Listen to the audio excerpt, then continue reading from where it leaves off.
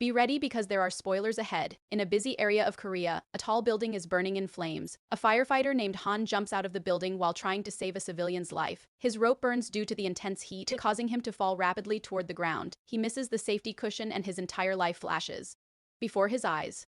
Surprisingly, he wakes up. After saving a little girl from dying, he stands up and rushes toward her family to check if she is safe. No matter how much he speaks, no one responds to him. Suddenly, he hears someone calling his name from a distance. He sees two well-dressed people smiling at him in the middle of the chaos. Han tells them to move away from the falling debris. Soon, he notices firefighters trying to rescue a man who looks exactly like him.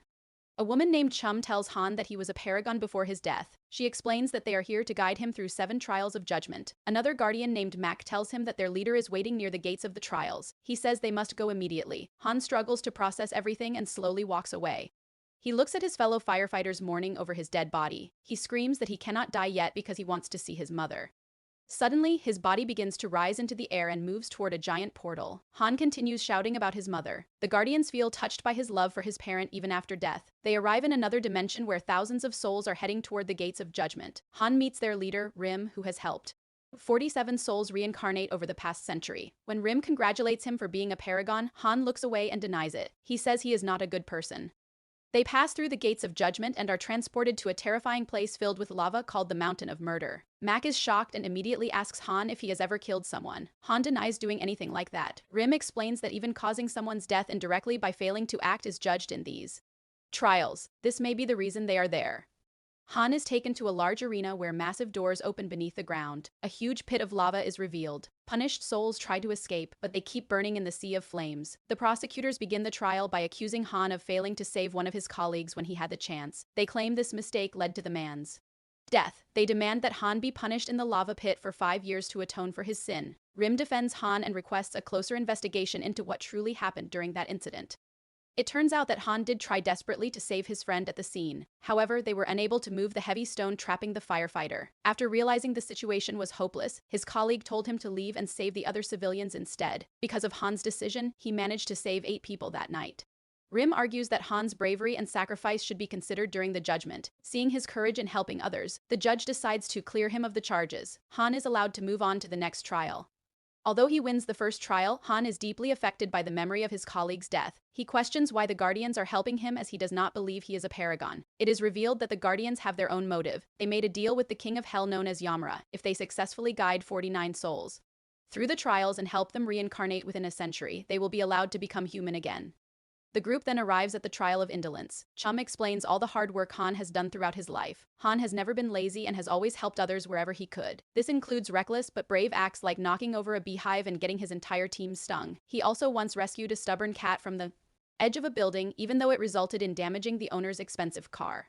The judge is impressed by Han's dedication and orders a statue to be built in his honor. However, she asks why he lived his life with such determination. Han simply replies that he did it for money. Hearing this, the judge immediately changes her decision. She orders that Han be punished. A massive machine chases those guilty of indolence, crushing their bones and feeding them to fish.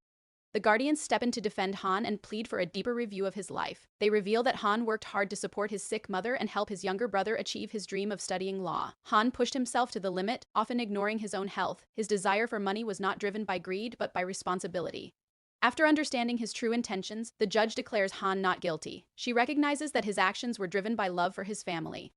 The group quickly boards a boat to travel to the next trial. Before they can relax, they realize they are being chased by dangerous monsters. The Guardians prepare for battle and fight back using their weapons. They manage to defeat many of the creatures by cutting them down. During the chaos, the leader is knocked off the boat and barely manages to hold on. Mac is forced to defend the group alone while giving his leader time to recover. At the final moment, Mac strikes a massive stone pillar, causing it to collapse. Large rocks fall down, finally saving them from the monsters chasing them. One of the Guardians explains that such events usually occur when a family member of the deceased becomes a vengeful spirit. To prevent further danger, Rim decides to visit Han's family and uncover the truth. He arrives at Han's home and sees that his mother is still alive. This leads him to realize that Han's brother Sue must be the one who died and turned into a vengeful spirit. The dark spirit attempts to escape and Rim immediately chases after it. He tries to stop the spirit using his weapon, but the ghost skillfully dodges his attacks. After a brief clash, the spirit strikes back and pushes Rim away, then disappears. Rim follows the trail left behind and reaches a military base. There, he overhears soldiers talking about Sue and calling him a deserter. He also notices that the captain and another soldier seem to be hiding something suspicious. Rim disguises himself as a colonel and confronts the captain. He accuses him of being responsible for Sue's death. The captain reacts nervously and even tries to threaten Rim, which further confirms his guilt. Meanwhile, Han faces another trial led by the goddess of deceit. She accuses him of writing fake letters and wills in the name of the colleague he failed to save. He gave those letters to the man's daughter, pretending they were from her father. The goddess orders Han to be restrained and prepares to punish him by cutting out his tongue. At that moment, Rim connects with his team through telepathy and steps in to defend Han. It is revealed that Han also wrote fake letters to his own mother. In those letters, he lied about living a successful and wealthy life. Rim explains that Han did all this to comfort the people he loved. He wanted to give them hope and strength to continue living. After understanding his intentions, the goddess forgives Han. She realizes his actions were not meant to harm anyone. After the trial, Rim hides the truth from Han and tells him that his family is doing well. However, he informs the rest of the team about the truth regarding Han's brother. Rim then travels back in time to uncover what really happened on the night of Sue's death. He discovers that a soldier named Don accidentally shot Sue. Instead of helping him, Don immediately contacted their captain. Rather than saving Sue, they decided to bury him and hide the evidence to protect the captain's promotion. Rim is shocked to realize that Sue was still alive when they buried him. This triggers painful memories of Rim's own past where his father was also buried alive. At the same time, Han arrives at the Hell of Injustice. In this place, souls are frozen for years as punishment for their crimes. Because Han worked as a firefighter, he is spared from judgment in this trial for not helping others. He is allowed to move on to the next stage. During the ride in a cable car, it is revealed that the Guardians have lost their memories. Only their leader, Rim, still remembers his past. Mac tries to stop his teammate from revealing too much. However, he accidentally tells Han that his brother has become a vengeful spirit. After learning the truth, Han becomes emotionally unstable. His reaction shakes the entire realm and causes the cable car to break. The Guardians nearly fall, but Han regains control at the last moment and steadies himself. He then offers to help his team move forward. They arrive at the Hell of Betrayal. A beautiful goddess judges those who have betrayed their loved ones. She punishes them by trapping them inside mirrors and shattering them. Fortunately, Han did not betray anyone during his life. As a result, he passes this trial without punishment and continues onward. At the same time, Rim locates the vengeful spirit at a nightclub. The spirit is attempting to attack one of the soldiers involved in his death. Rim immediately chases after Sue. They engage in an intense battle while flying through the city. Rim eventually traps the spirit using a magical robe and binds him to a building. He tells Sue that he must forgive those who wronged him in order to be reborn. Otherwise, he will be destroyed forever. However, this only reminds Sue of the betrayal he suffered. He remembers being buried alive by his own comrades. Overcome with rage, he unleashes a powerful shock wave and breaks free. Meanwhile, Don, overwhelmed with guilt, drinks heavily. Unable to carry the burden any longer, he reveals the location of Sue's body to his mother. The mother looks at the map and finally learns where her son is buried. Sue watches all of this from behind her. After witnessing Don's remorse, Sue returns to Rim. He tells him that he has decided to forgive. Sue asks Rim to act as a medium so he can speak to Don one last time. He promises to continue the trials afterward. Through Rim, Sue speaks to Don and tells him that he forgives him. He also tells him not to waste any more tears on the past. Meanwhile, Han reaches the Hell of Violence. He sees a massive pit that he must jump into to proceed. Han leaps into the pit and crashes onto a large rock below. Mac quickly jumps in and catches his teammate, landing safely beside him. However, Han accidentally collides with them, causing all three to fall again. They begin plunging deeper into the pit. Mac rushes to help while Han grabs the girl and tries to protect her from the impact just as he did before his death. Surprisingly, their fall stops suddenly at the last moment. After reaching the bottom, the next trial begins. The trial of violence begins. The prosecutors accuse Han of beating his younger brother during high school. They argue that this act was especially cruel because his brother was already weak from malnutrition due to their poverty. They also point out that Han never asked for forgiveness. Instead, he ran away from home the very next day and never returned. The judge quickly declares Han guilty of committing violence against his own family. She prepares to send him into a pit where souls are endlessly struck by falling rocks as punishment. Just as the sentence is about to be carried out, Chum urgently asks the judge to delay the decision. She requests that the final trial be reviewed together with the current one as both are closely connected. This decision is extremely risky. If Han is found guilty in the next trial, the Guardians will lose all their powers in the afterlife.